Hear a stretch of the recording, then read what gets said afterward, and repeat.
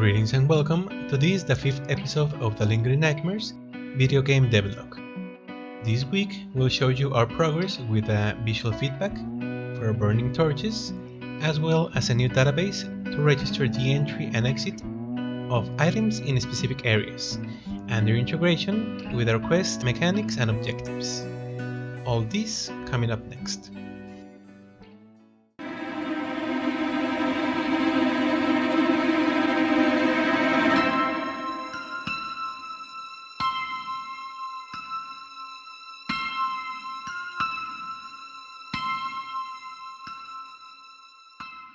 Alright, now let's review the progress of this, the 5th episode of our devlog.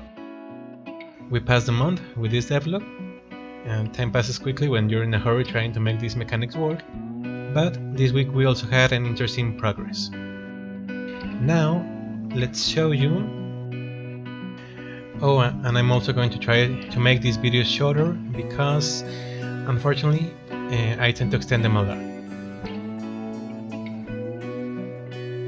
Let's start. Last time we were working on include some visual feedback for our burning torches, to have some reference for the duration and how much burning time they had left. The torches themselves work exactly in the same way, except that now when they start burning, we can notice how a shader is spreading a burnt area and then destroying the mesh of our object. It's actually making it transparent, but visually it looks like it's destroying it. All of these shader properties are linked to the burning time, so also when you start burning the object, regardless of whether we drop it, grab it, or whatever hand we have it in, the particles are going to get smaller, and also the light, its intensity is going to dim. In this way, we now have a visual reference. Ideally, you should not burn the whole torch, especially the area you're grabbing. It looks like we're burning our character, but it's because here we're only using a sample cylinder, which is only a single mesh, but eventually we should have different meshes where only the piece away from you will burn and get consumed, and not the one you have in your hand. We can model that later in Blender, but at least the mechanic and the code work properly, and we will include a tutorial we follow for this shader in the description, in case you want to use it in your projects. We also added a mechanic for our quest system to store and collect items, not only with the NPC, but also with designated areas. Here we have our NPC code, but also we include the variable of whether or not this NPC receives quest items, and if we check that it receives, it will work the same way it did before.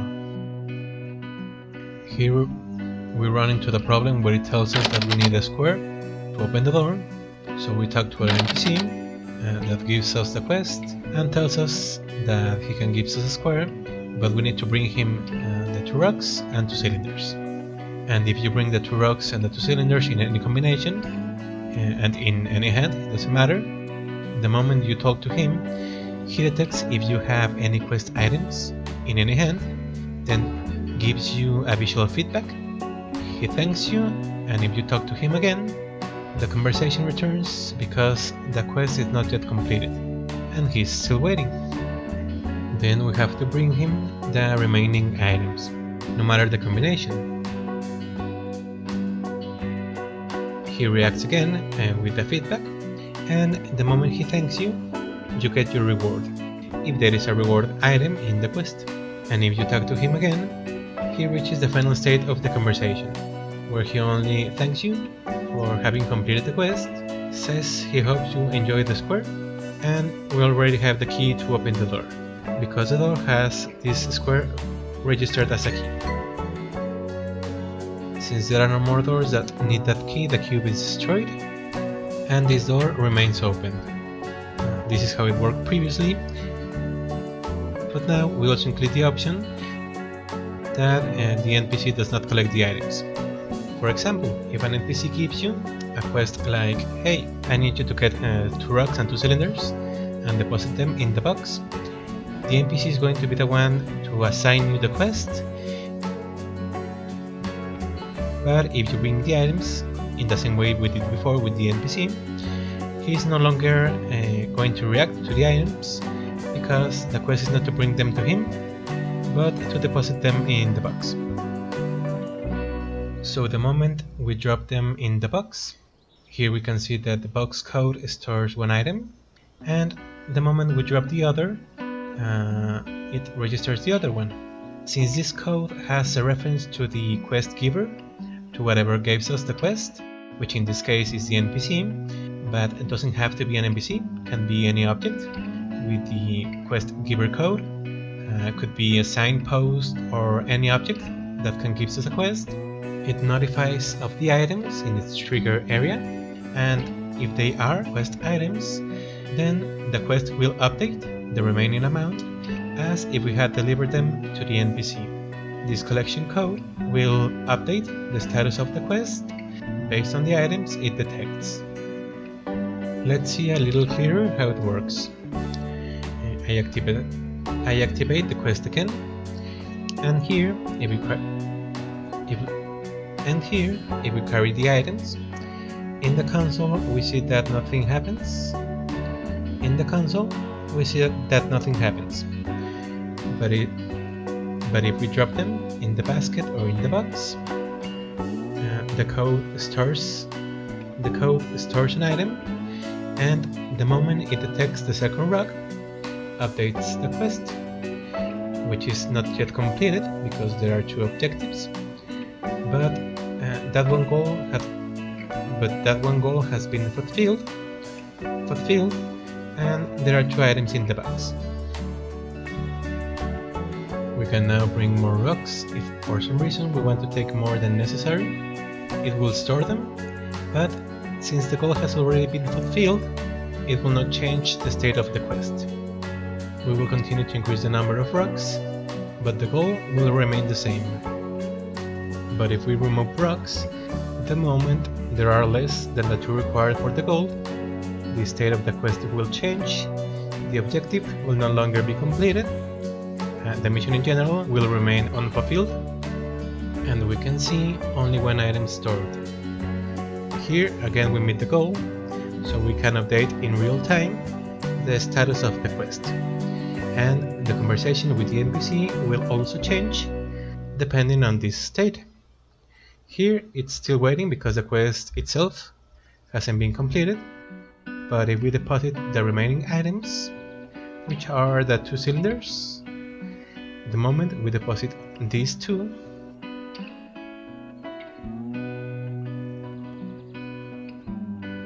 the quest gets completed because we achieved all the goals, and continues to store the items in its area, which may or may not be from the quest, but as long as there are the ones all the goals require, the quest will be completed.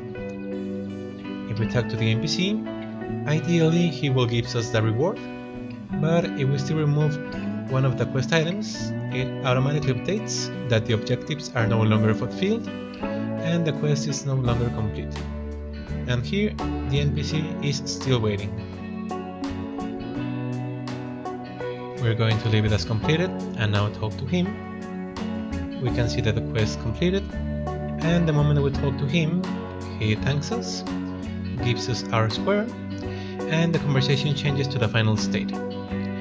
Thank you for your help, I hope the cube will be of use to you. He already gave us the reward. We can still change the items again.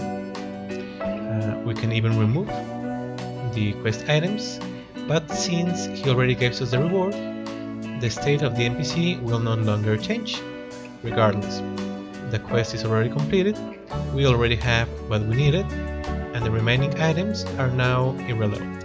We could include that once we get our reward, the quest items get destroyed, or create another behavior where if we remove them and had already been given our reward, the NPC gets mad at us. We could also do that, but that will be an extra. Currently we got the basic functionality that we needed. The dynamic item collection system already works properly, and it's modular and can be expanded upon. So it's taken care of. Currently it only works with our quest mechanics. We will like it to work also with puzzles, so that we can deliver items in different orders, or if we place a specific item, that a part of the puzzle changes or resets, as with our torch puzzle.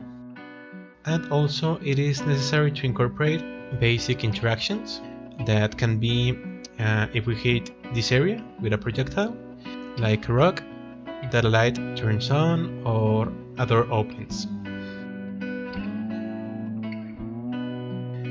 We want to use it also to trigger any interaction module, but we already have the most complex part, that is to create this item collection database. We had to create new interaction events, an event for when an item enters an area or when it exits, which are these item on range and item off range events,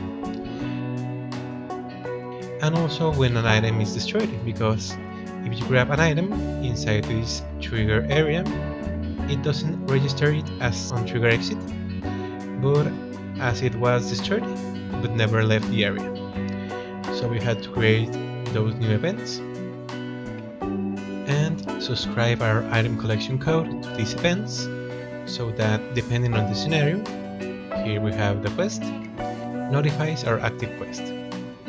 We store every item based on the instance ID for each item's game object, so that each item that enters is a unique object for this database. It stores that unique ID in our dictionary, and if an object with one of those IDs gets destroyed, it updates that object as removed from our area. This way we have controlled the registration of all the item events, and even if they are the same item, since the ID is unique, we can keep a successful record and everything is updated dynamically. We now have that flexibility, and it will only be necessary to expand its uses in our game's mechanics, so that they get to an acceptable state and we can focus on making scenarios and gameplay. On Ellie's part, she's still working on incorporating the animations with these mechanics. Right now we don't really have a visual progress that we can show.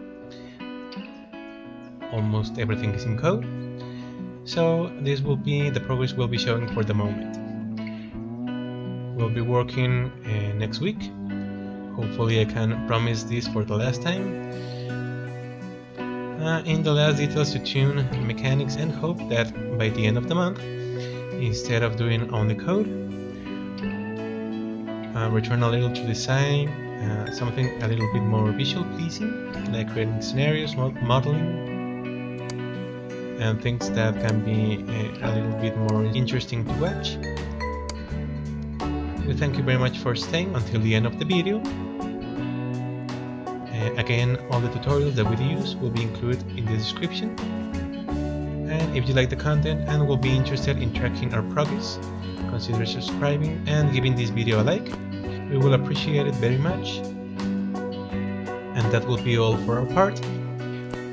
Only to wish you, as always, to have an excellent weekend and a lot of success in your projects.